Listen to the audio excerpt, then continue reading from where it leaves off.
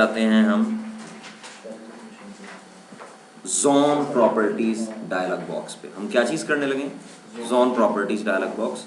और उसमें जो जो ऑप्शन होंगे उन्हें हमने डिस्कस करना है और कोशिश करना है कि वो आपको बिल्कुल क्लियर हो जाए, उसमें कोई कंफ्यूजन ना रहे।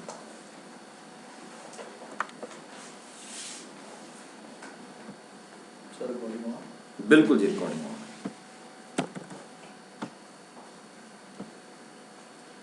सर इसमें ये फॉरवर्ड लुकअप जोन पे जैसे exchange.com है, इसके अंदर ये TCP, UDP और बहुत से और फोल्डर्स भी आ रहे हैं, MSDCS। बिल्कुल बिल्कुल, बहुत अच्छा सवाल है ये कि ये जो फोल्डर्स आ रहे हैं, इन फोल्डर्स का क्या रिलेशनशिप है। याद रखिएगा, ये फोल्डर उस जोन में आएंगे जो जोन ADS वाली डोमेन का है।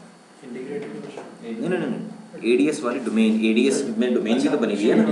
अब ये जो मैंने आपको MSN और टेस्ट बनाए हैं, ये एक्टिव डायरेक्टरी की डोमेन नहीं है, लेकिन जो exchange.com है ये मेरी ADS डोमेन भी है। अगर मैं active directory users in computers को ओपन करूं तो इसमें आपको क्या नज़र आएगा? इसमें आपको exchange.com नज़र आएगा। नज़र आ रहा है exchange.com? ठीक है, तो ये exchange.com मेरी एक्टिव डायरेक्टरी डोमेन है। अब एक्टिव डायरेक्टरी जो है ना, उसमें डिफरेंट सर्विसेज होती हैं जो कि मिल के एक्टिव डायरेक्टरी कहलाती हैं। फॉर एग्जांपल, एक्टिव डायरेक्टरी तो सिंपल डायरेक्टरी है ना, भी आपने एक्टिव डायरेक्टरी पढ़ी नहीं है, पूरा पेपर है इसका। एक डायरेक्टरी है, रिपोजिटरी है जिसमें तमाम इन्फॉर्मेशन स्टोर हुई है। अब उसके टॉप पे डिफरेंट सर्विसेज चल रही होती हैं। लाइक अगर आपने उस डायरेक्टरी से ऑथेंटिकेट होना है तो उसके टॉप पे कौन सी सर्विस? करबरॉस की सर्विस चल रही होती है। ठीक है, इसी तरह अगर आपने उस डायरेक्टरी को एक्सेस करना है तो दरमियान में सर्विस होती है LDAP की। ठीक है, तो ये डिफरेंट सर्विसेज जो हैं उनके रिकॉर्ड्स यहाँ पे मौजूद हैं। अगर आप खोलेंगे तो आप पढ़ भी सकते हैं। देखें क्या लिखा हुआ है, के ये क्या लिखा हुआ है? करबरॉस, LDAP, ग्लोबल कैटलॉग, के पासवर्ड। ठीक है, तो वो रिकॉर्ड्स यहाँ पे आ रहे हैं। इन कंटेनर्स में वो रिकॉर्ड्स हैं और ये रिकॉर्ड ऑटोमेटिकली क्रिएट होते हैं। ठीक है, इनमें डोमेन कंट्रोलर की एंट्रीज होती हैं। जितने भी रिकॉर्ड्स आप इसमें देखेंगे उन सब में डोमेन कंट्रोलर की बात हो रही होगी। देखना, ये कंप्यूटर डोमेन कंट्रोलर ऐड वगैरह नहीं कर सकते या कर सकते हैं, जरूरत नहीं पड़ती। अगर जरूरत पड़ जाए तो करना पड़ेंगे और बड़ा मुश्किल काम है। लेकिन अगर आपके जोन में कोई करप्शन हो जाती है और ये UDP TCP रिकॉर्ड्स गलत हो जाते हैं तो इसका सबसे आसान तरीका क्या है? नहीं, इसका सबसे आसान तरीका ये है कि डोमेन कंट्रोलर की नेट लॉग ऑन सर्विस को स्टॉप करके रीस्टार्ट करवाएं, वो खुद से रजिस्ट्रेशन करवा देगी। बाकी इसके लिए वेट करें ADS का। ADS में इस पे हम फिर डिस्कशन करेंगे, क्योंकि ADS अभी नहीं पढ़ी ना। जितनी बात अभी बताई जा सकती है मैंने बता दी। मतलब TCP में क्या, जो TCP के यूजर TCP से मतलब TCP में UDP करबरॉस क्या है? Authentication process, authentication service. ठीक है, कौन सा प्रोटोकॉल यूज करती है, UDP या TCP? UDP, TCP दोनों करती है, इसलिए दोनों कंटेनर आ रहे हैं। कुछ सर्विसेज ऐसी हैं जो UDP रिलेटेड हैं, कुछ सर्विसेज ऐसी हैं जो TCP रिलेटेड हैं। याद रखने वाली बात यह है कि एक्टिव डायरेक्टरी से जो सर्विसेज आप ले रहे हैं उनमें से कुछ UDP बेस्ड हैं, कुछ TCP बेस्ड हैं, इसलिए दोनों कंटेनर। ठीक है, और ऐसे बहुत थोड़े प्रोटोकॉल हैं जो UDP TCP दोनों को यूज़ करते हैं। जैसे SMTP है, वो सिर्फ TCP यूज़ करता है। DHCP आपने पढ़ा, वो किसे यूज़ करता है? सिर्फ UDP को यूज़ करता है, TCP को कभी नहीं करता।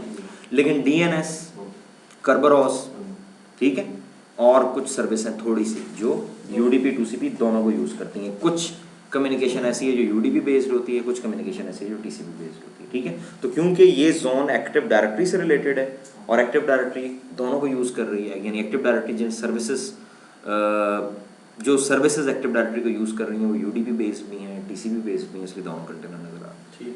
ठीक है, इतनी बात अभी याद रखें, बाकी के लिए इंतज़ार करें। ओके जी, मैं जोन की प्रॉपर्टीज़ में आ रहा हूँ। सबसे पहले मेन पेज आ गया। जो चीज़ें हम डिस्कस कर चुके हैं उनमें हम कम टाइम लगाएंगे। स्टेटस के सामने क्या लिखा हुआ है? अगर आप पॉज पे क्लिक कर देंगे तो क्या होगा?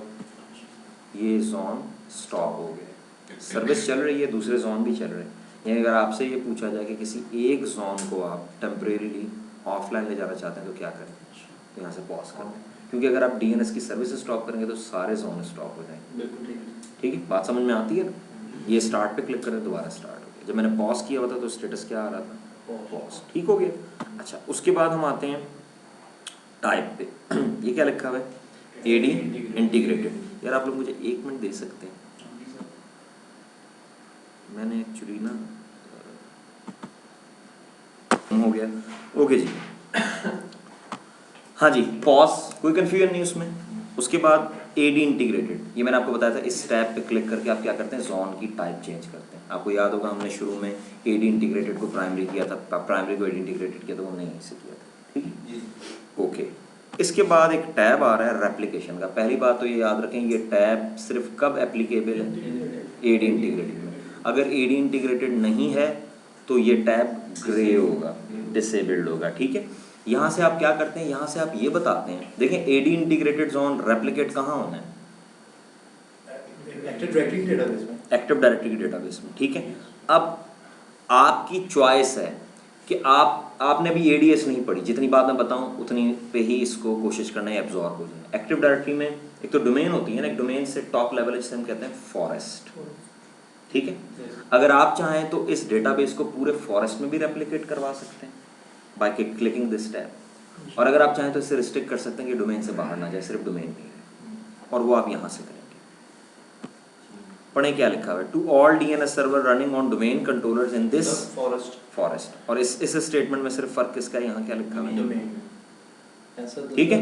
और थर्ड ऑप्शन क्या, to all domain controller in this domain for Windows 2000 compatibility, यानी अगर आपके एनवायरनमेंट में विंडोज 2000 के डीसीज भी लगे हुए और आप चाहते हैं उन्हें भी रेप्लिकेट कर देंगे, फिर ये ऑप्शन चूज करेंगे। आपको इसकी जरूरत नहीं पड़ेगी, ये नहीं चेंज की जाती ऑप्शन। बहरहाल मतलब इनका वही है जो मैंने बता दिया। सर रेप्लिकेशन हम बैकअप के तौर पे कर लेते हैं, नहीं रेप्लिकेशन तो हो रही है, एडी इंटीग्रेटेड जोन जा रहा है, जाने का, ठीक है। अच्छा जी, इसमें तो कोई कंफ्यूजन नहीं होनी चाहिए, बात हम डिस्कस कर चुके हैं, ठीक है। Secure only, non secure and none, और ये भी मैं आपको बता चुका हूँ कि सिक्योर ओनली की ऑप्शन सिर्फ उस केस में आएगी जब जोन एडी इंटीग्रेटेड, ठीक है ना, ओके।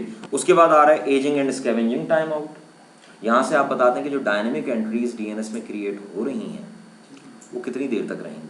7 डेज का रिफ्रेश इंटरवल है और 7 डेज का नॉन रिफ्रेश इंटरवल है, ये आपके सामने। Non refresh interval, refresh interval, एक एंट्री 1 जनवरी को रजिस्टर हुई तो 7 जनवरी को उसका नो रिफ्रेश इंटरवल एक्सपायर हो जाएगा, और रिफ्रेश इंटरवल कब स्टार्ट होगा, जब नो रिफ्रेश इंटरवल एक्सपायर हो जाएगा, यानी 8 जनवरी से 14 जनवरी तक रिफ्रेश इंटरवल है।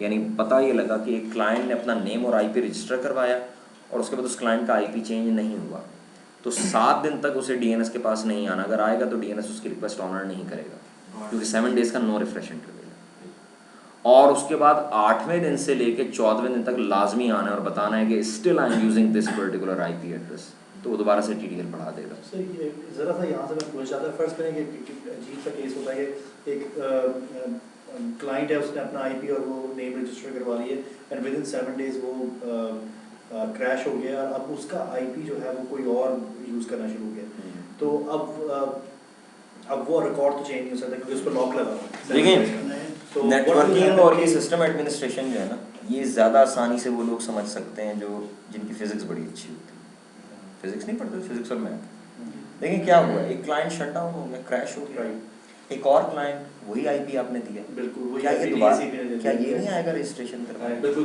जब ये रजिस्ट्रेशन करवाने आएगा तो डीएनएस देखेगा कि एंट्री ऑलरेडी एग्जिस्ट करती है, ठीक है ना, तो डीएनएस इस एंट्री पे ओवरराइट करवा देगा क्योंकि वो एंट्री एक्टिव नहीं है।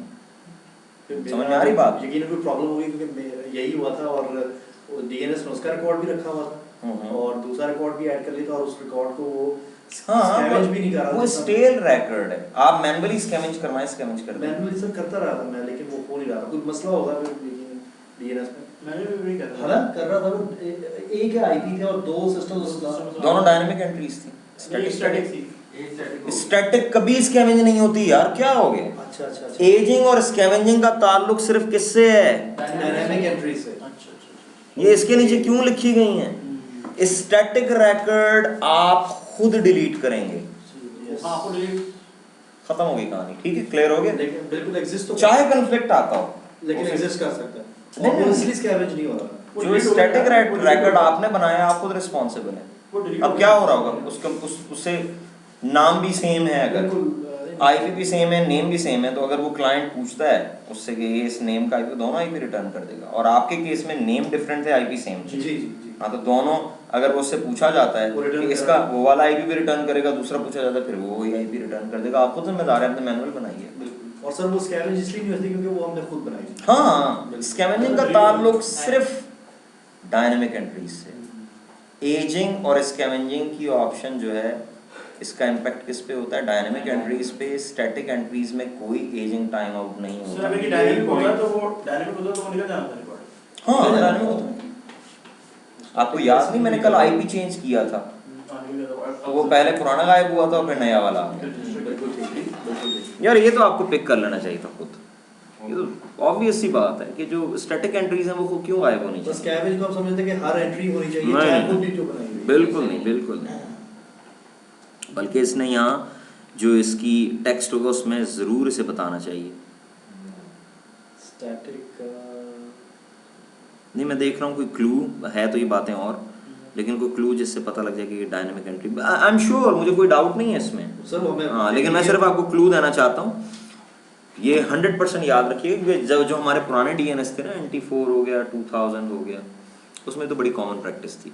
ठीक है, NT4 में तो स्कैवेंजिंग होती ही नहीं थी क्योंकि स्टैटिक एंट्रीज थी, तो जिम्मेदार हैं आप। ठीक है, तो एजिंग एंड स्कैवेंजिंग जो है इसका ताल्लुक सिर्फ डायनेमिक अपडेट से। ओके जी, एसओए पे एंड में आते हैं। ये थोड़ा सा जो है ना वो आपको तंग करेगा। नेम सर्वर पे क्लिक करें। ये प्रॉपर्टी पेज भी है और ये पेज एक रिसोर्स रिकॉर्ड को भी रिप्रेजेंट कर रहा है। कौन सा रिसोर्स रिकॉर्ड? NS। अगर आप NS पे डबल क्लिक करें तो यही पेज ओपन होगा। सेलेक्ट करें ज़रा NS, ये NS, ये मैं NS खोलता हूँ, देखें क्या होगा। ठीक है, इस पेज में आपको तीन जो प्रॉपर्टी पेजेस है ना वो रिसोर्स रिकॉर्ड्स 3, एक NS, एक SOA और एक ये विंस वाला पेज। ये बात याद रखिएगा, बड़े आराम से बंदा चेक किया जा सकता है इसको DNS आता है। उससे आप सिर्फ ये पूछेंगे जोन की प्रॉपर्टीज़ में कौन कौन से प्रॉपर्टी पेजेस होते हैं जो प्रॉपर्टी पेजेस के साथ साथ रिसोर्स रिकॉर्ड्स में। तो ये 3 पेजेस हैं, जोन ट्रांसफ़र कह रहा हूँ, सॉरी, SOA, नेम सर्वर और विंस। हाँ, विंस भी। ये देखो, ये मैं सेलेक्ट करता हूँ और यहाँ एक IP देता हूँ। अब आप अपनी नज़रें कहाँ रखें? इधर। हाँ, कि इधर कोई रिसोर्स रिकॉर्ड आता है, ऐड करवाएं, अप्लाई करें। तो देखिए ये क्या लिखा हुआ है। अब इसे सेलेक्ट करें, रिमूव करें, अनचेक करें, अप्लाई कर दें।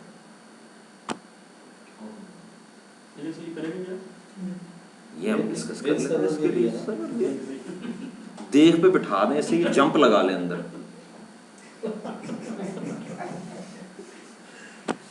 सबर किया करें ना जरा, आराम आराम से। आ रहा हूँ मैं। देख, पता क्या होता है मसला, सिर्फ क्या होता है, आपको तो बहुत मजा आ रहा होगा कि हाँ यार ये भी पता लगे, यार बाकी भी पढ़ने आए हैं, वो नहीं साथ फिर चल पाते। अच्छा जी, जर्नल पेज हो गया। अब मैं क्लिक कर रहा हूँ नेम सर्वर पे। नेम सर्वर पे भी आपको बात क्लियर हो जानी चाहिए कि यहाँ पे NS रिकॉर्ड्स आ रहे हैं कि कौन कौन सा DNS सर्वर रिस्पॉन्सिबल है इस जोन का। ठीक है, NS रिकॉर्ड क्या इंडिकेट करता है? Authoritative DNS server. ठीक है, तो ये IP एड्रेस आ रहा है। अगर कोई और भी रिस्पॉन्सिबल है, जैसे इन केस ऑफ सेकेंडरी होगा तो उसका भी IP आ जाएगा। हाँ, वो भी अथॉरिटेटिव होता है। वो भी अथॉरिटेटिव रिप्लाई करेगा। और अगर AD इंटीग्रेटेड है तो मल्टीपल भी होंगे, यानी 2 से भी ज़्यादा हो सकते हैं।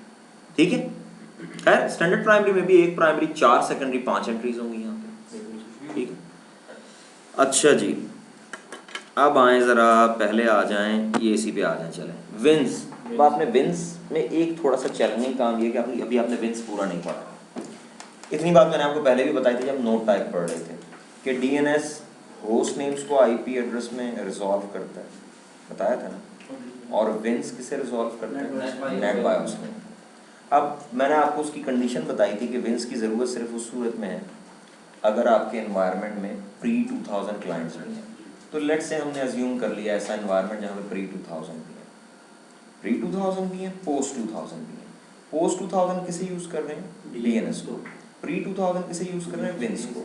अब मैं चाहता हूँ कि post-2000 जो है, मेरे 2008 का क्लाइंट, 2003 का क्लाइंट, वो जब DNS को क्यूरी करे और DNS उस क्यूरी को रिजॉल्व ना कर सके क्योंकि वो ऐसे क्लाइंट की है जो pre-2000 यानी विंडोज़ 98 से कम्युनिकेट करना चाह रहा है विंडोज़ 7। इसने IP एड्रेस किससे पूछा? DNS के पास उसकी रजिस्ट्रेशन ही नहीं है। उसकी रजिस्ट्रेशन किसके पास है? विंस के पास। तो डीएनएस उस क्यूरी में से नाम निकाले, यानी उस नेम को कन्वर्ट करे किसमें, नेट बायोस में, और रिक्वेस्ट भेजे इस आईपी के पास, विंस के पास कि यार बताना मुझे इसका आईपी क्या है, वो रिप्लाई लाए और क्लाइंट को। समझ में आई बात? ये बात समझ में आएगी तो फिर वो जो एडवांस का टैब है वो समझ में आएगा। नीचे का एडवांस का टैब भी आ रहा है, सेलेक्ट करें। लेट्स से ये वो विंस सर्वर है, ये विंस सर्वर वो है जो हमारी रेंज रेजोल्यूशन करे, इसका मैंने आईपी दे दिया। अब डीएनएस पे कोई क्यूरी आते हैं, डीएनएस 1.1.1 के पास भेजता है कि यार ये नेट बायोस नेम है तुम्हारे डेटाबेस में, वो रिप्लाई करता है। अब जब रिप्लाई करता है तो डीएनएस के पास आ गया। मैं नहीं चाहता कि डीएनएस इस रैकेट को रेप्लिकेट करे, तो ये चेक बॉक्स सेलेक्ट कर दें। सॉरी पहले ये एडवांस करें, मैं बताता हूँ उसका मतलब क्या है। रेप्लिकेट तो ये होगा ही नहीं, तो कैशे में होगा, कैश एंट्रीज कभी रेप्लिकेट नहीं होती। ये प्रॉपर्टी पेज जो आपको नजर आ रहा है, ये कोई रैकेट है, बिल्कुल है ना? बस ये चेक बॉक्स इस रैकेट को रेप्लिकेट करने से रोक रहा है। ठीक है कि इस विंस आर, इस रैकेट को कहते हैं विंस आर, इसे रेप्लिकेट ना, यानी कि मैं इसका सेकेंडरी जोन अगर बना रहा था तो ये हाँ ये उस पर नहीं भेजेगा। ठीक है, अगर आप इसका सेकेंडरी बनाते हैं उस पर नहीं जाएगी, क्योंकि वहाँ पर उसका एडवांटेज कुछ नहीं है। हाँ वहाँ पर सेकेंडरी में उसको भेज आपको पता होगा ना एडवांटेज है या नहीं, अगर है तो अनचेक रहने दे, भेज देगा। आपको पता होगा ना कि मैंने सेकेंडरी इस्लामाबाद में लगाया है, वहाँ पे भी वहाँ के क्लाइंट्स हैं जो लाहौर वाले 95 98 से कम्युनिकेट करते हैं या नहीं करते। ठीक है, अच्छा अब जरा एडवांस में, कैश टाइम आउट और लुकअप टाइम आउट। जो विंस से रिप्लाई आएगा, विंस ने आईपी और नेम बता दिया, अब डीएनएस से कितनी देर तक कैशे में रखेगा, 15 मिनट तक। ये देखो ना, डेज आवर्स मिनट्स सेकंड्स, ये डेज हैं, ये आवर्स हैं, ये मिनट्स हैं, तो 15 मिनट तक इसे कैशे में रखेगा। Lookup time out, lookup time out क्या है? क्लाइंट ने डीएनएस को क्यूरी की, डीएनएस ने क्यूरी की किसे, विंस को। अब डीएनएस इंतजार में विंस आंसर दे, कितनी देर इंतजार करेगा, 2 सेकंड। 2 सेकंड तक अगर विंस ने आंसर नहीं दिया तो डीएनएस क्या करेगा, क्लाइंट को एरर दे देगा कि यार नहीं, नेम नॉट फाउंड। 2000 मिलीसेकंड बहुत होते हैं, वो याद है ना। अच्छा सर, इसके लिए कोई सेटिंग होती है? मुझे क्योंकि प्रैक्टिकल में नहीं यार, ये जो डीएनएस है, ये मींस को रिक्वेस्ट कैसे कर लेता है? Is there any particular setting क्या है? ये क्या था और क्या है, इसको जो है वो दस्तारबंदी करेंगे तब ये रिक्वेस्ट करेगा। ये आईपी दे तो दिया विंस का, now it's clear, now it's clear, it's quite clear यार। आईपी एड्रेस सामने नजर आ रहा है, सबको नजर आ रहे हैं, ये आईपी एड्रेस आपने दिया है।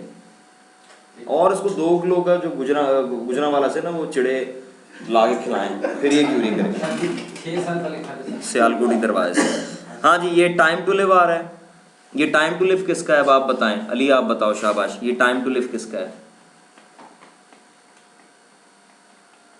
इस रैकेट का, जिसकी प्रॉपर्टीज में मैंने आपको बताया ये पेज एक रैकेट भी है, दिखाया भी मैंने आपको। आप अप्लाई कर दें दोबारा, ये विंजार आ जाएगा यहाँ पे, ये आ गया विंजार, ये विंजार या विंज लुकअप कुछ भी कह सकते हैं। ठीक है, इसका टीटीएल क्या है, days hours minutes seconds, 1 minute.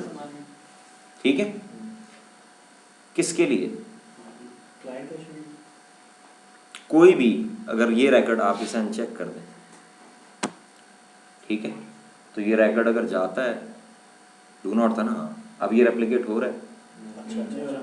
Client क्या 1 मिनट बाद दोबारा जो है ना, क्लाइंट मींस डीएनएस, ठीक है, वो हर 1 मिनट बाद इसे रिफ्रेश करेगा। ठीक है, अगर आपके ख्याल में ये फिजिबल नहीं है तो इसको चेंज कर दें। यार एक बात याद रखो, आप इसको गोली मारो, आप किसी रैकेट की प्रॉपर्टीज में चले जाओ एडवांस सेलेक्ट करके, क्योंकि इसमें ज़रा वैल्यू ऐसी आ गई है ना कि आप कंफ्यूज हो रहे हैं। ये मैं एडवांस सेलेक्टेड है, किसी रैकेट, इस ए रैकेट पे चले जाएं। सर वैल्यू नहीं प्रॉब्लम कर रही, 2 चीजें जो आपस में असल में आप एक चीज अंडरस्टैंड नहीं कर रहे हैं। आप मुझे चलें विंजार को छोड़ें, एनएस रैकेट का भी क्लाइंट मांगेगा नहीं, वो एसओए रैकेट क्लाइंट को तो नहीं चाहिए ना, एमएस रैकेट क्लाइंट को तो नहीं चाहिए, क्लाइंट को तो इवन एमएक्स रैकेट भी नहीं चाहिए। एमएक्स रैकेट जो है एक नॉर्मल क्लाइंट नहीं करता, सिर्फ मेल सर्वर करता है।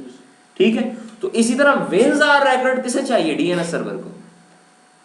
ठीक है, तो उसका टारगेट ऑडियंस समझे ना, तो उसी के लिए वो वैल्यू है। ठीक है, ये क्लाइंट था इसलिए वैल्यू क्या है, 20 मिनट्स ज़रा थोड़ा रीजनेबली लार्ज है, क्या करें 20 मिनट से ये समझ 20 मिनट्स तक अपने कैशे में रखे। क्लाइंट हाँ ठीक ठीक ठीक, और वो डीएनएस रखेगा एग्जैक्टली, वो डीएनएस रखेगा। डीएनएस अगर ये रिक्वेस्ट कर, यानी कि फॉर एग्जांपल एक डीएनएस सर्वर दूसरे डीएनएस से ये रिक्वेस्ट कर रिकॉर्ड, वो 1 मिनट अपने कैशे में अपने कैशे में रखे। DNS server. हाँ विद इन 1 मिनट अगर ज़रूरत पड़ती है तो कैशे में से यूज़ कर ले, दोबारा इसके पास ना आए जी। और ये उसी वक्त एप्लीकेबल है जब आपने वो रेप्लिकेट भी करवाया जी। अच्छा जी, हमने जो है वो एक ऐसी चीज़ पे मगज़मारी की है जो यूज़ ही नहीं होती। अच्छा अब मैं आपको लेके आता हूँ इधर, क्योंकि अभी आपको मैं चाह रहा हूँ, हैरान हो रहे हैं तो और हैरान करो। ये लें जी, एक और पेज आ गया, फिर TTL आ गया। अभी तक हमने रैकेट बेस्ड TTL तो देख लिया, ठीक है, लेकिन हम कभी रैकेट पे देते हैं TTL कि एक रैकेट बनाया उस पर TTL दिया? हम तो नेम देते हैं, IP देते हैं। तो बाय डिफ़ॉल्ट ये वैल्यूज़ इनहेरिट होनी चाहिए ना। ये वो पेज है, यहाँ जो आप वैल्यूज़ दे रहे हैं, ये देखें ये क्या लिखा हुआ है, और क्या ये प्रॉपर्टी पेज कोई रिसोर्स रैकेट भी है ना, SOA। तो इस रैकेट का TTL वो ये आ रहा है, TTL फॉर दिस रैकेट, यानी I would say TTL for all rackets and TTL for only SOA racket. समझ में आई बात? SOA के लिए भी 1 आ रहा है और बाकी जो उनके लिए भी 1 आ रहा है। अभी अगर मैं कोई रैकेट इसमें बनाऊं तो उसका TTL क्या होना चाहिए? 1 R बनाए। ये लें जी, ये मैं बना रहा हूँ न्यू होस्ट, उसका नाम ही मैंने रख दिया 1 R 11120, चलें जो भी दे दिया 3 हटा दें, बन गया जी। जाएँ इसकी प्रॉपर्टीज़, यही था। ये क्या आ रहा है? कॉन्सेप्ट क्लियर करें। और SOA का सर वो जो अब मैं एक और काम कर रहा हूँ, ठहर जाएं। यहीं से लिया था ना इसने बना, मैंने 2 R कर दिया इसे। अब मैं एक और बना रहा हूँ, इसमें क्या होना चाहिए? पिछले इफेक्ट नहीं होंगे? पुराने क्यों इफेक्ट होंगे यार, वो बनते हुए लेता है सिर्फ।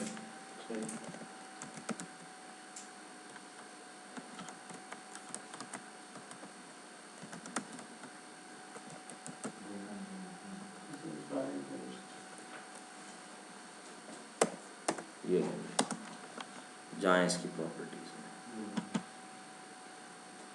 इसका मतलब ये वैल्यूज वहाँ से इनहेरिट कर लें। 1 R वाले की देख लें, उसकी अभी भी 1 आ रही है। समझ आती है बात? सर अब SOA का अपना जो टाइम है वो काइंडली जरा एक्सप्लेन कर दें। उसका अपना जो रिकॉर्ड टाइम है वो किधर, वो है, लेकिन कोई DNS सर्वर उसको रिक्वेस्ट करेगा SOA को, तब वो अपने कैशे में रिकॉर्ड को ये बनना है। ऐसे की जरूरत कब पड़ती है? टारगेट ऑडियंस तो DNS सर्वर है। SOA दूसरा बाकी जितने रिकॉर्ड्स होते हैं ना उनके लिए वो दे रहा वो होता तो है। दे रहे हैं। हाँ, वो और अपने अच्छा जी, हल्दी और चूने वाली जो एग्जांपल है वो अर्शद से आप लोग ले लीजिएगा। हकीम अजमल जो है ना, उन्होंने सारे इसको यानी अपनी हिकमत ट्रांसफ़र कर दी। आगे नेक्स्ट जो है ना ये आपको बताऊं, सर उसने इनको रिपोर्ट किया यूके इसने वहाँ नब्ज़ें चेक करनी शुरू करनी थी। अच्छा जी, ये जोन की प्रॉपर्टीज़ में फिर से आ जाएं इस पेज पे, SOA वाले पेज पे, ठीक है। अब इसे ये आ गया सीरियल नंबर, ये पता क्या होता है? ये सीरियल नंबर, और से सुननी है बात, ये सीरियल नंबर सेकेंडरी को बताता है कि रेप्लिकेशन की ज़रूरत है या नहीं। रेप्लिकेशन हो गई, 303 चला गया, रैकेट चेंज हुआ, ये लें जी, ये लें जी, हो गया। ज़रूरी नहीं है 4 और 5 भी हो सकता, ठीक है। ये रिफ़्रेश करें, अब इसकी प्रॉपर्टीज़ देखें, 5 6 7 कुछ भी हो सकता है, 4 भी हो सकता है, 3 नहीं होगा, वो देखें 331। उसकी वजह यह है कि वो हमने प्रॉपर्टी पेज बड़ी देर का खोला था, बीच में हमने 1 R 2 R पता नहीं क्या क्या बनाया, तो वो हर पे इंक्रीमेंट होता है। अगर आप एक चेंज करके रिफ्रेश करके देखेंगे फिर इसी तरह होगा, बाय 1 ही होगा। समझ में आ गई बात? अब वो जब देखेगा ना सीरियल नंबर का डिफरेंस है, फिर वो आके डाटाबेस जो है वो चेंजेस लेके जाए। बात क्लियर होती है?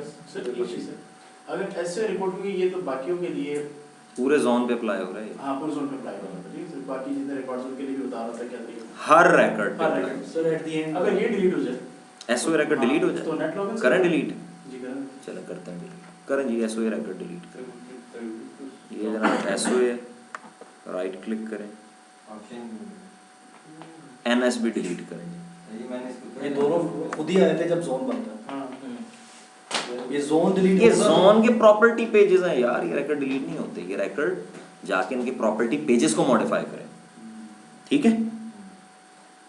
उसको समझना था आखिर में। हाँ नहीं नहीं सही है, ये बात क्लियर होगी। प्राइमरी सर्वर नेम आ रहा है, ठीक है, ये खुद ही प्राइमरी AC का नाम आ रहा है। रिस्पॉन्सिबल पर्सन उसका नाम दे दें, इसकी कोई यूजेज नहीं है, बस वो SOA के रिकॉर्ड में आ जाता है, यानी कौन रिस्पॉन्सिबल है इसका, ठीक है। जिस तरह वो नहीं वेबसाइट में होस्ट मास्टर होता है। नेक्स्ट 15 अच्छा, अब ये इंपॉर्टेंट चीज़ है, रिफ्रेश इंटरवल क्या है? 15 मिनट। जो रिकॉर्ड सेकेंडरी पे गए हैं वो 15 मिनट बाद कम से कम रिफ्रेश कर सकते हैं, उससे पहले नहीं। अगर 15 मिनट में राब्ता ना हो फिर कितनी देर बाद? आप में से किसी ने याद है मुझसे सवाल किया था कि इसको हम स्केड्यूल कर सकते हैं? स्केड्यूल यानी हम इसको इस तरह नहीं कर सकते कि जी रात को 2 बजे हो जाए, ठीक है, लेकिन ये हो सकता है कि जी इतनी देर बाद हो। रीट्राई इंटरवल कितनी? यानी 10 यानी 25 मिनट्स हो जाएंगे। 15 इनिशियल, अगर नहीं हो सका तो फिर 10 मिनट्स बाद retry interval. Expires after 1 day, sync हो ही नहीं सका, यानी सेकेंडरी आया मास्टर के पास या प्राइमरी के पास और रिकॉर्ड रिफ्रेश नहीं हो सके, तो अब वो 1 दिन तक यूज़ कर सकता है। 1 दिन जब गुजर जाएगा फिर एक्सपायर हो जाएगा सारा डेटाबेस। समझ आई बात जी? ठीक है। मिनिमम डिफॉल्ट डिटेल ये आपको बता दिए दोनों बात क्लियर है? उमर आपको क्लियर है? सर ये आखिरी वाला बस बता दो, TTL कौन सा? For the record. इस रिकॉर्ड का TTL SOA का, अच्छा SOA रिकॉर्ड भी तो है ना, इट सेल्फ एक बिल्कुल रिकॉर्ड। है। इसका TTL क्या है बना? तो ये सर किधर किसकी कहाँ से? दूसरे DNS सर्वर्स, दूसरे DNS सर्वर SOA रिकॉर्ड क्यों सर वो? स्टब जोन, ठीक है।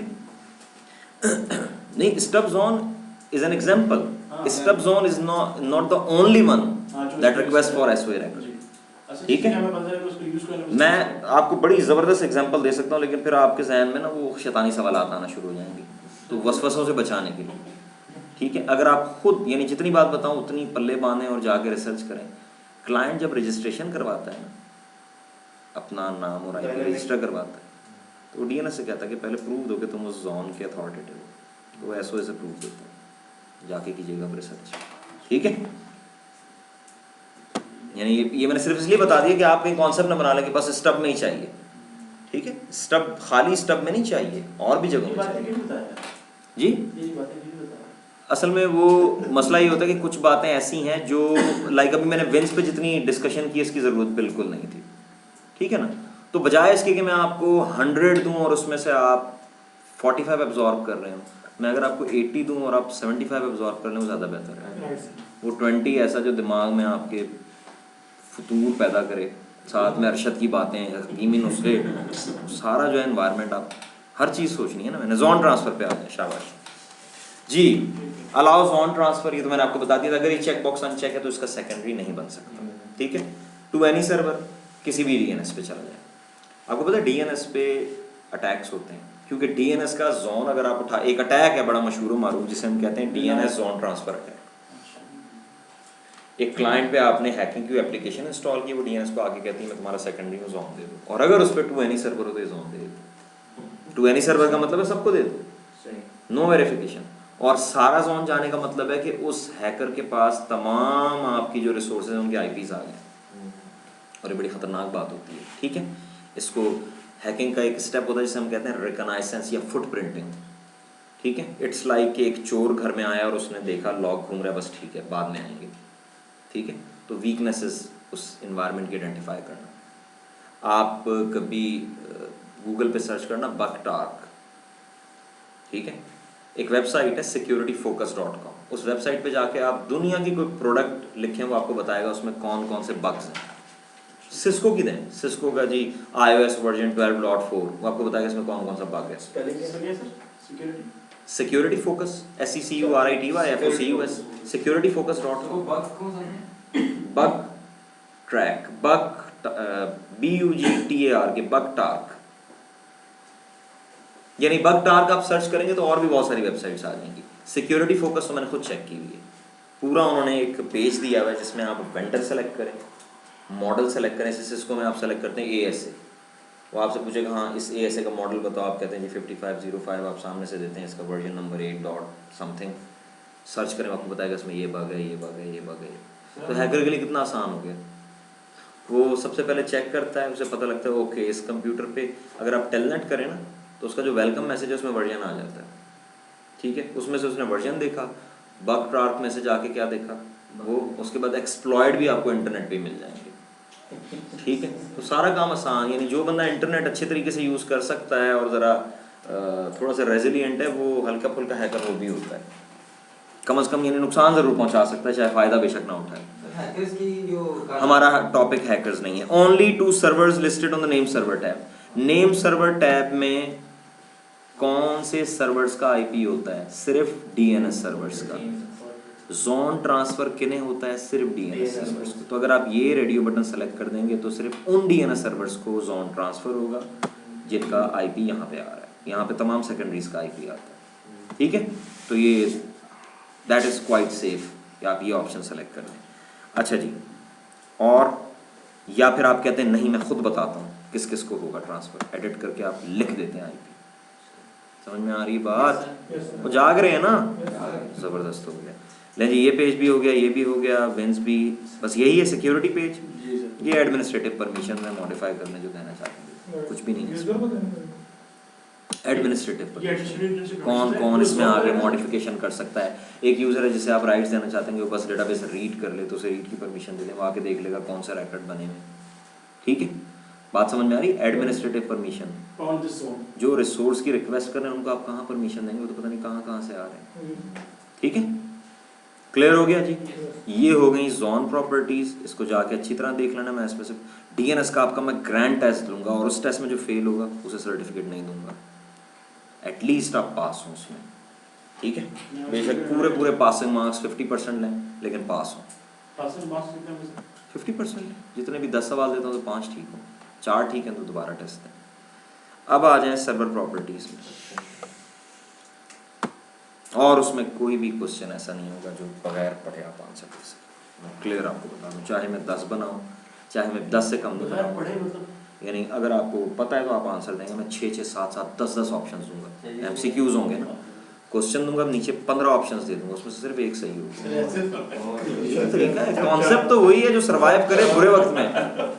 सर जी उसमें एक ऑप्शन ये भी होना चाहिए सर। Thank you. लें जी, सर्वर प्रॉपर्टीज में आ गए।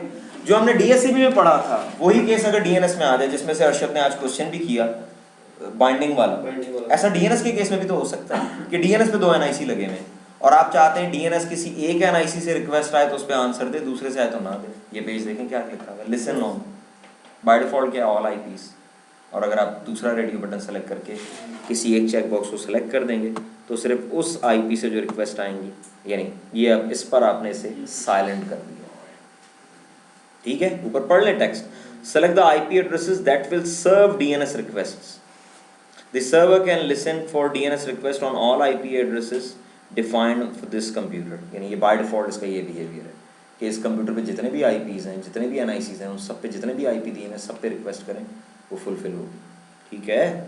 वो क्लियर है? नहीं तो मैं वर्चुअल मशीन चला के आपको करके दिखाया था, इसमें ये ऐसी चीज़ नहीं से वेरीफाई करना, आप अपने एंड पे ज़रूर करके देखिएगा कि उस पर 2 NIC जो हैं उन्हें एक्टिवेट कर दीजिएगा, ठीक है। और एक NIC जिस पे वो रिक्वेस्ट रिसीव होनी है उसको अनचेक करके और फिर NS लुकअप चलाइएगा, NS लुकअप फेल हो जाएगी, ठीक है।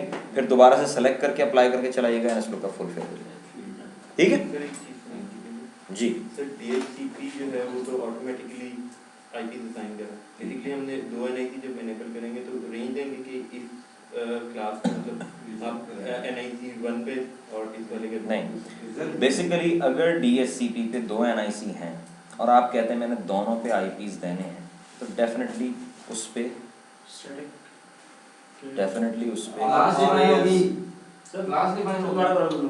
रिपीट करता हूँ, इसे मुकम्मल करना फिर पता लगे। अगर DHCP पे 2 NIC हैं, उन दोनों पे एक पे 192.168.0.5 है, एक पे 192.168.1.5 है, ठीक है। और आप चाहते हैं कि दोनों नेटवर्क से जो रिक्वेस्ट आ रही है उन पे DHCP IP दे, तो DHCP पे क्या करना पड़ेगा?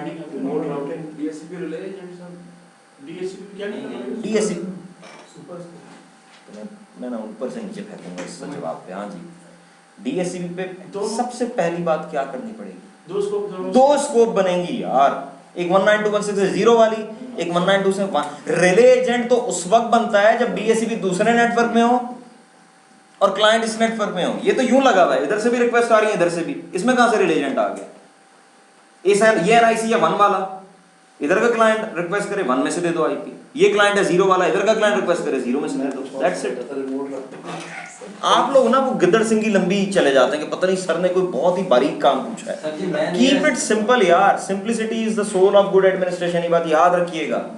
कभी चीजों को कॉम्प्लेक्स ना बनाएं, कीप इट सिंपल, सिंपलिसिटी से आंसर दिया करें, उसमें साइंसदानी की जरूरत नहीं होती। यहाँ पर हम उसका जिस NIC का जो स्कोप हमने DSCP वाली बात क्लियर हो गई आप? ओके, यहाँ पर वो स्कोप हम एंटर करते हैं। नहीं यहाँ पे स्कोप कहाँ से आ गई? तो DNS है। लेकिन यहाँ पर हमने DNS को रिस्ट्रिक्ट करना ना कि आपने उसको नहीं करना, entertain क्या नहीं करना? क्या एंटरटेन नहीं करना? How does DNS entertain? कि मतलब नेम को रिजॉल्व कर DNS क्या करता है? तो नेम रेजोल्यूशन, नेम रेजोल्यूशन का मतलब क्या है? मतलब IP के अगेंस्ट उसका जो डोमेन है FQBN जो है वो नेम रेजोल्यूशन का मतलब क्या है ये बताएं। आपके सवाल से अब अंदाजा हो गया कि आप फंसे में एक चीज में। आप मुझे बताएं DSCP और DNS में फर्क क्या है? शाबाश, कोई मसला नहीं है, आपने ज़ाहिर शुरू के लेक्चर्स नहीं पढ़े, वो वीडियो सुनेंगे तो ठीक हो जाएगा। DSCP क्लाइंट को IP देता है और DNS भी तो क्लाइंट को IP दे रहा है।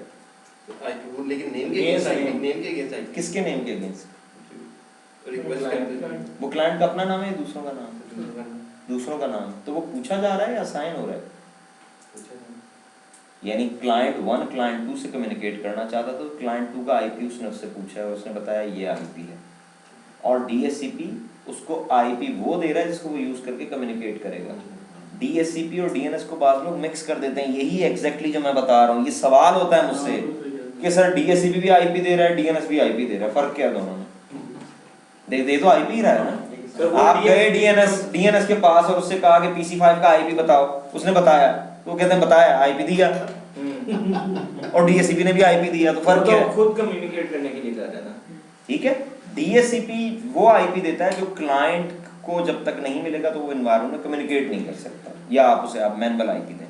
जबकि DNS क्लाइंट को नेम के अगेंस्ट IP देता है, और कौन सा नाम जो क्लाइंट जिससे क्लाइंट इंटेंट टू कम्युनिकेट करना चाहता है उसका IP पूछता है कि मुझे इसका IP बता दो ताकि मैं कम्युनिकेट कर सकूं। तो ये दोनों डिफरेंट हैं, इस पे गौर और फिक्र करें और इसे क्लियर कर लें अभी, अदरवाइज ये सारी उम्र क्लियर नहीं होगा। जी सर जी मेरा जवाब इसके करीब था सर, जो आपने sir ji, I appreciate your genius.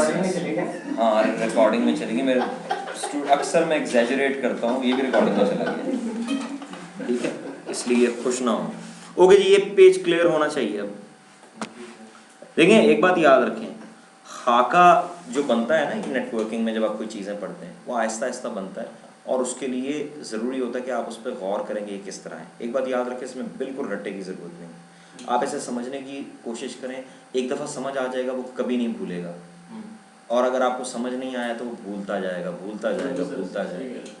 ठीक है, डिस्कशन किया करें आपस में कि यार ये मैंने इस तरह अंडरस्टैंड किया, इज इट लाइक दैट। ठीक है, डिस्कशन से आपको बड़ा समझ में आएगा, लेकिन कॉन्सेप्ट बनाए, बिल्कुल रट्टा नहीं लगाना इसे, फॉरवर्डर में आ जाए। और मैंने जो पेपर के रेफरेंस का वो यही कहा है कि जिसका कॉन्सेप्ट क्लियर नहीं होगा वो उन ऑप्शंस में ना फंस जाएगा। मैं 5 क्वेश्चंस दे के भी चेक कर सकता हूँ, अगर मैं 15 10 ऑप्शंस दे दूँ तो 5 क्वेश्चन में भी कभी तुक्का लग ही नहीं सकता, 3 में कैसे तुक्का लगेगा? ऑप्शन नीचे 15 है, उनमें से एक ठीक है, कैसे तुक्का लगेगा?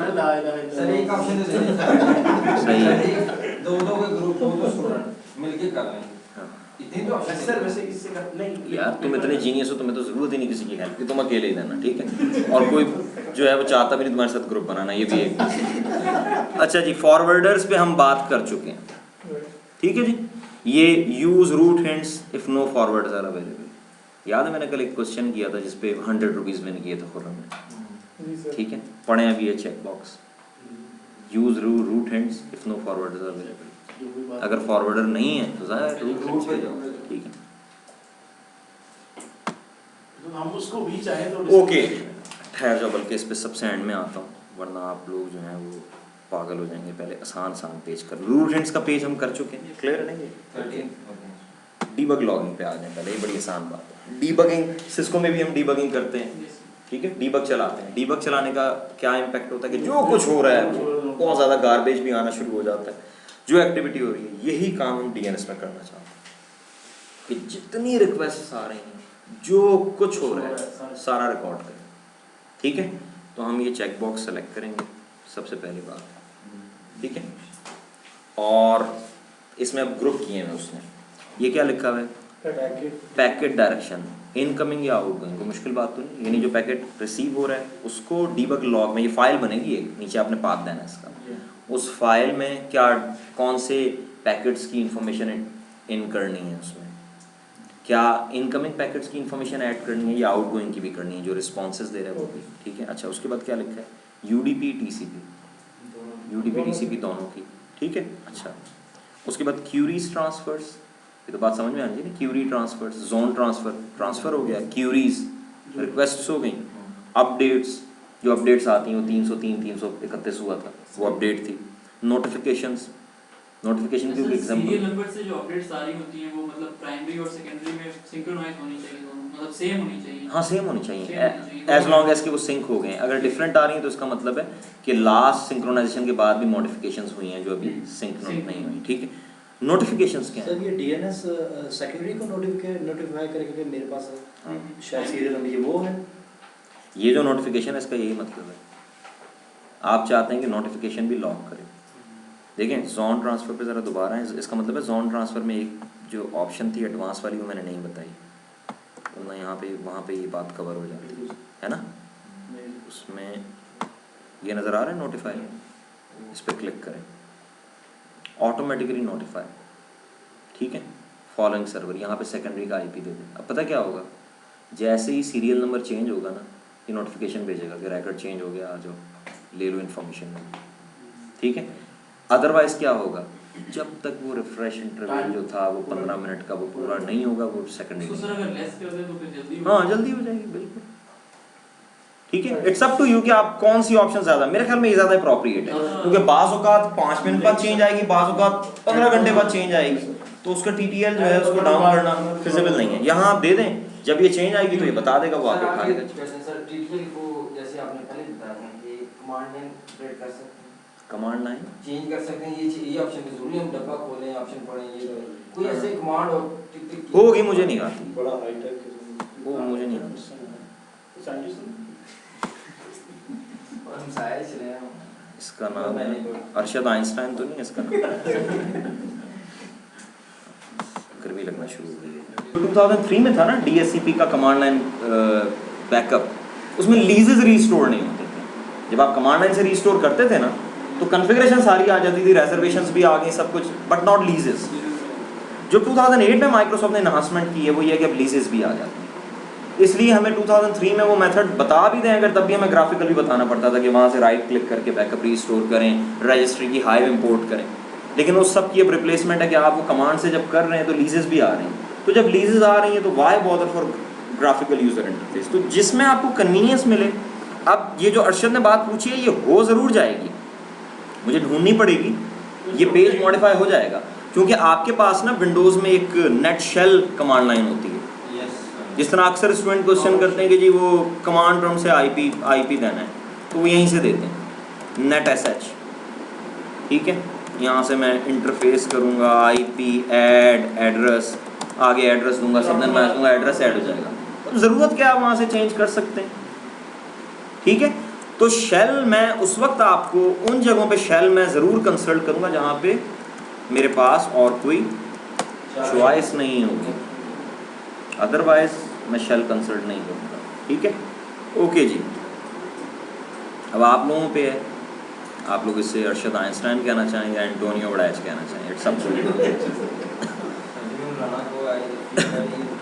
चलो राना वडाइच कह देना इसमें, नहीं वो फिर एंटोनियो राना होगा, तो वो फिर गलत हो जाएगा राना वडाइच ना, एंटोनियो राना होगा, या कोई और देखो ज़्यादा डैशिंग सा जो तुम्हें पसंद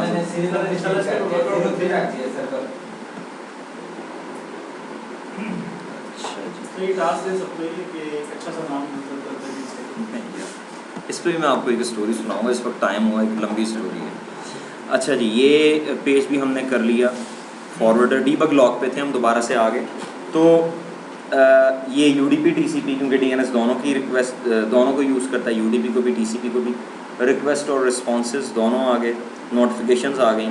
अच्छा, अब other options, log unmatched incoming response packets, ये बड़ी इंपॉर्टेंट है कि कोई ऐसी रिक्वेस्ट आ गई जो ये एंटरटेन नहीं कर सकता या जो कह लें कि हैकिंग के ज़ुमरे में आ रही है तो उसे भी ये लॉक कर लेगा। डिटेल्स ये सेलेक्ट करेंगे तो जितनी डिटेल होगी सारा वो लॉग में डालता जाएगा। बहुत ज़्यादा गार्बेज आ जाएगा, लेकिन ये है कि अगर आप कोई फॉरेंसिक कर रहे हैं तो शायद आपको ऐसा करना पड़ेगा। ठीक है। अच्छा, अब अगला पेज, अगला जो प्रॉपर्टी चेकबॉक्स है वो है फ़िल्टर का। ठीक है, मैंने भी आपको बताया कि इसमें बहुत ज़्यादा गार्बेज जमा हो जाता है। तो ऐसा भी तो हो सकता है कि आप किसी पर्टिकुलर आईपी को मॉनिटर करना चाहते हैं। याद रखें, जो फ़िल्टर का पेज आ रहा है ना, ये फ़िल्टर आउट नहीं है, ये फ़िल्टर इन है। यानी अगर आप यहाँ पे सेलेक्ट करके इधर आईपी दे देंगे तो इसका मतलब पता क्या है, इसको मॉनिटर करना है। समझ में आ रही बात? पढ़ो ऊपर क्या लिखा है, पैकेट सेंड टू और from the IP addresses listed below are recorded in the log file. ठीक है, अगर आपने ये नहीं किया तो फिर क्या हो रहा है, ऑल, और अगर ये सेलेक्ट कर दिया है तो बस जो फिल्टर में दिया। समझ में आ रही बात? एक पर्टिकुलर आईपी से अटेम्प्ट्स हो रही हैं और वो आईपी इंटरनल है। अब आप चाहते हैं लॉग मेंटेन हो ताकि हम उसे प्रोसिक्यूट करें, वो क्यों इस तरह की एक्टिविटीज़ कर रहे हैं। फिर आप यहाँ आईपी देंगे, जो उसने रिक्वेस्ट दी होंगी वो सारी लॉग फाइल में आ जाएगी। लॉग फाइल का अपने यहाँ पाथ देना है, जो भी है, नहीं पाथ देना चाहें पूरा फुली क्वालिफाइड पाथ दे दें, टेक्स्ट फाइल बना लें, नीचे साइज़ आ रहा है उसका मैक्सिमम साइज़ इन बाइट्स। ठीक है, जिस साइज़ के बाद, क्योंकि ज़ाहिर है गार्बेज इतना होता है बनती जाएगी, तो इसलिए आपको चॉइस दी गई है। मुझे एक मिनट देखने देंगे, रूट पे फाइल बनाने के राइट्स भी हैं।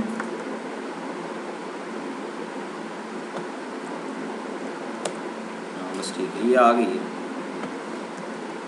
इसको रिफ़्रेश करें। ये आ गई है। हाँ आ गई है, लेकिन इसका साइज़ अभी 0 है ना। जब आप रिक्वेस्ट करेंगे तो इसका साइज़ बढ़ेगा।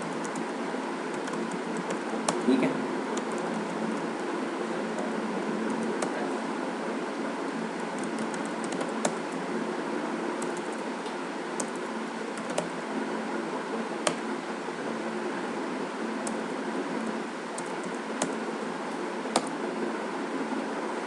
देखें कुछ बन गया होगा, कुछ नहीं, खोलेंगे मैक्सिमम साइज तो खाली सफ़ा है, ठहर जाए। हाँ नहीं, मैक्सिमम साइज़ है वो, बिल्कुल वो मैक्सिमम साइज़ है।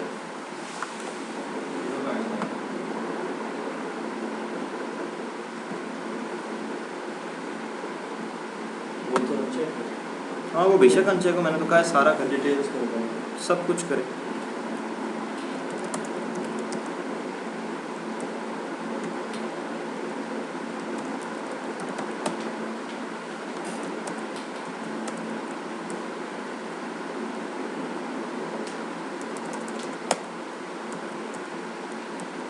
मैं चाह रहा हूँ उसमें एक लाइन चाहे लिखी भी आ जाए, कुछ आ जाए। हाँ हुआ ना 17 के, ये बात बनी ना लेनी। ठीक है, काफ़ी है। ये देखें, अब इतनी थोड़े से टाइम में ये स्क्रॉल बटन देख लें इसका साइज़। और in case of single PC, तो अगर जो आपका प्रोफेशनली कोई अगर डीएनएस प्लेस हुआ और उस पर आप ये लॉग इनेबल करते हैं तो उसका मतलब फिर फ़िल्टर करना पड़ेगा। हाँ हाँ, अली बोलो आप। इसका ये लॉग अब एक उसका क्यूरी का इतना है, तो जो फ़िल्टर कर लेना, फ़िल्टर करके आप आईपी दे देंगे, इस आईपी को हम मॉनिटर करना चाह रहे हैं। देखिए एक बात याद रखें, जो डीएनएस का डीबग लॉग है उसकी आपको किसी ख़ास सर्कमस्टांसेस में ज़रूरत पड़ेगी। नॉर्मल रूटीन वर्क में कोई ऐसा काम नहीं, इसके लिए आपको उसकी ज़रूरत है। ठीक है, अच्छा जी, पूछें। हाँ पूछें। ठीक है, और ना जो वालेटल का था हमारे ना एमएक्स रिकॉर्ड हमने वो फाइंड करना चाहिए। अच्छा, हमने वालेटल.com के वैसे एमएक्स रिकॉर्ड फाइंड करे ना मिले नहीं ना, हमने इंटरनेट पे जाके एमएक्स टूलबॉक्स आपके की साथ साइट इंटरनेट है सर? एमएक्स टूलबॉक्स की साइट पे काइंडली आके किया इनेबल करके तो प्लीज। तो सर वो वालेटल रिकॉर्डिंग ऑफ कर दो। सर वालेटल.com में मिला है सर, वहां पर आ रहा था वालेट.net। यहाँ मैं बना लेता हूँ एक, बिल्कुल हो गया ना, बिल्कुल ये मैंने कहा test.net, बना ली सर। और test.net में मैं एक ए रेकॉर्ड बना रहा हूँ। mail.test.net, ठीक है जी। और इसको रिस्पॉन्सिबल DNS बना रहा हूँ किसका, msn.com का। इसमें मैं MX record बना रहा हूँ और ब्राउज करके देता हूँ। किसमें बनाया है, टेस्ट में, test.com में। किसमें बनाया है, अच्छा test.net में।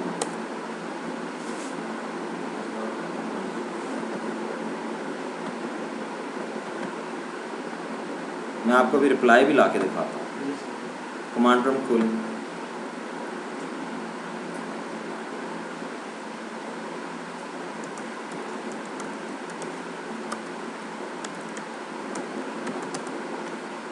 क्या है, टेस्ट डॉट रूट, डोमेन कौन सी थी, exchange.com।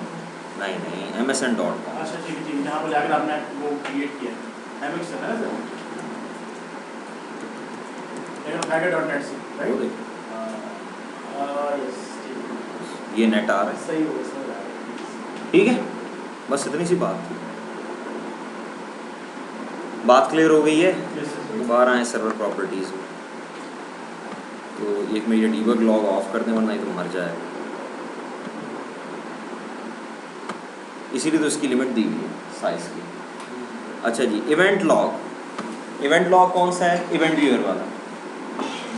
इवेंट व्यूअर में जो इवेंट्स लॉग होते हैं उनकी मेन कैटेगरीज कितनी हैं, 3 होती हैं, हाँ, सिस्टम इंफॉर्मेशन, वार्निंग, एरर। तो ये अगर आप कर देंगे नो इवेंट्स तो 0, इसमें करेंगे तो एरर, इसमें करेंगे तो एरर और वार्निंग, इसमें करेंगे तो 4, यानी सारे होंगे इसमें, यानी 0 1 2 3। जी क्या आ रहा है, सर ये हॉटमेल को हमने एक्सेस किया था और उसी तरह के वो रिकॉर्ड शो कर रहा था जिस तरह ये हमारी वार्टल के भी दे रहा था, इसी तरह की शक्ल में। अब ना ये MX दे रहा ना कुछ, ना ये तो एसओ है, यस सर, एसओ है। और हम ये MS देखो को ना, कर रहे refresh हैं। interval, retry। बिल्कुल सर, ये दे रहा हूँ। हालांकि सर देखिए आप ऐसे MS क्यों को दे रहे कब सर? किया हुआ है हॉटमेल के अंदर। इसका मतलब पता क्या होता है, आपने लिखा -query type = mx, आपने पूछा ही गलत, www कहाँ से आ गया, खाली डोमेन नेम देना है। आपने लिखा www.hotmail.com, मैं देता हूँ, देखिए मेरे पास भी रॉन्ग आंसर आएगा। वो उस पूरे को कंसिडर कर रहा है एज अ डोमेन नेम, इसी में www.waridtel लगा दे दिया। इस नहीं, इसके केस में फिर उन्होंने बनाई होगी ना एंट्री, ये देखें आ तो रही है ऊपर, उन्होंने एंट्री डाली होगी तो आया है। आप जिसमें चेक कर रहे हैं उसमें नहीं आ रहा। हाँ, कैनोनिकल नेम वो देखिए ना, ये एलियस इसकी वजह से होगा। सर ये देखिए, ये अब www नहीं है waridtel.com है, लेकिन फिर भी SOA रिकॉर्ड है। बस फिर आप जिस DNS को क्यूरी कर रहे हैं उसके पास रिकॉर्ड नहीं है, सिंपल इज दैट। आप कभी भी ऐसा रिकॉर्ड पूछें जो उसके पास नहीं है तो या तो वो टाइम आउट करता है, पता है क्या करता है, SOA दिखा देता है। कभी करके देख लें, ये देखें, मैं यहाँ आता हूँ, ये है ना, ये मैंने कमांड प्रॉम्प्ट से इसे क्यूरी की थी, इसने तमीज़ से आंसर दिया। अब ज़रा इसे क्या करें, या टाइम आउट करेगा या ये करेगा। अब एक और काम करें ज़रा,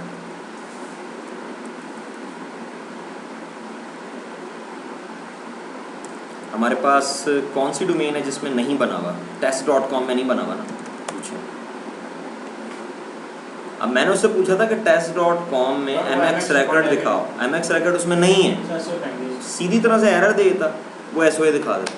और सर बिल्कुल इस यही है, यही मैं आपको बता रहा हूँ, आपके सामने है test.com के अंदर, ये test.com है, इसमें MX record नहीं है, तो उसने मुझे क्या दिखा दिया, SOA। ठीक है, इसका मतलब सर waridtel.com में MX रिकॉर्ड नहीं है, warid.net पे यार एक प्रॉपर्टी पेज और कर लें,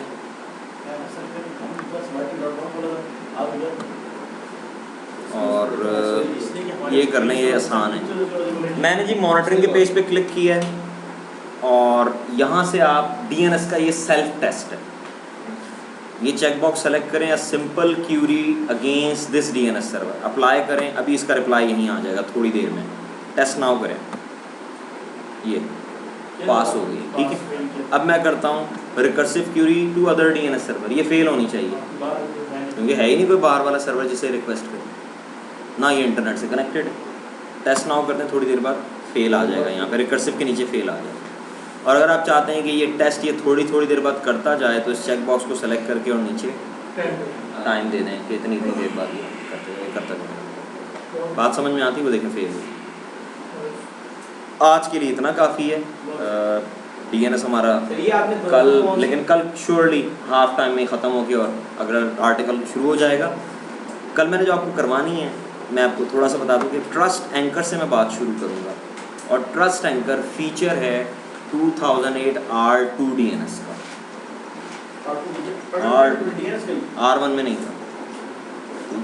इसको हम DNSSEC भी कहते हैं, DNS सिक्योरिटी का फीचर है। सर मॉनिटरिंग में तीसरा जो चेक बॉक्स था, तीसरा चेक बॉक्स था कि रिपीट करता है ऊपर वाली दोनों थोड़ी- ऑप्शंस को, रिकर्सिव और दूसरा जो फर्स्ट था। कौन सा जी तीसरा चेक बॉक्स? आए इसकी प्रॉपर्टीज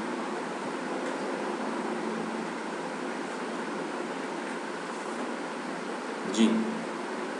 सही है, perform automatic testing at the following interview. नहीं सर, आप कहते थे ना यार कि अगर दोनों हम कर देते दोनों को ये करता दोनों करता जाएगा, ये ले दोनों कर। और अगर इन दोनों को अनचेक कर दें तो उसे ग्रे हो जाना चाहिए। ठीक है जी। तो बेसिकली तो इसकी मॉनिटरिंग में रहना है कि अपनी मॉनिटरिंग के DNS इज वर्किंग प्रॉपरली और नॉट, दैट्स इट। लाइन जल्दी से अब वो दें मुझे।